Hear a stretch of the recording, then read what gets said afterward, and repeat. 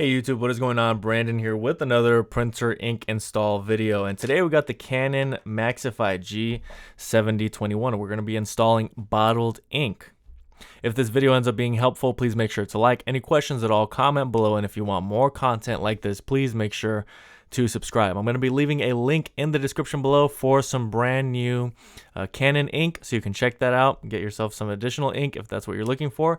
If this is your first time installing bottled ink, specifically on this printer, then you're going to want to watch this entire video. If you're used to installing ink cartridges, installing ink bottles is a little bit different, and there is a huge benefit to using ink bottles.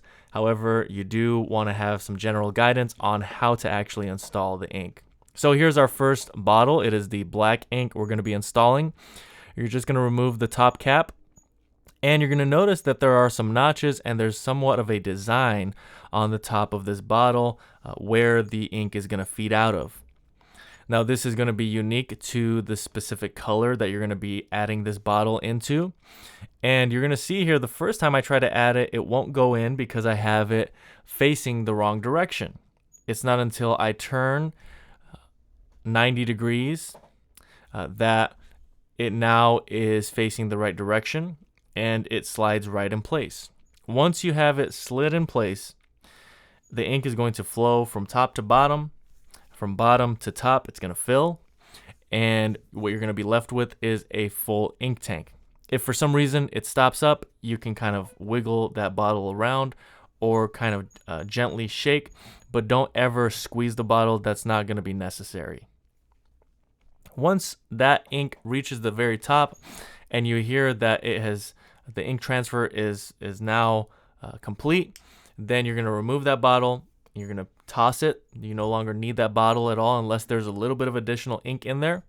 And now I'm going to be installing the cyan and yellow ink bottles. You can actually install these simultaneously if you wanted to save time. I do end up doing that. However, you don't have to do it this way. Just make sure the right color bottle is going into the correct nozzle color, and the nozzle is what is on the printer where you actually attach these ink bottles. So you see here, there's different patterns, different colors. You want to match those up. You don't want to stress too much about matching them up. If it doesn't fit one way, you just turn it 90 degrees and install it the correct way.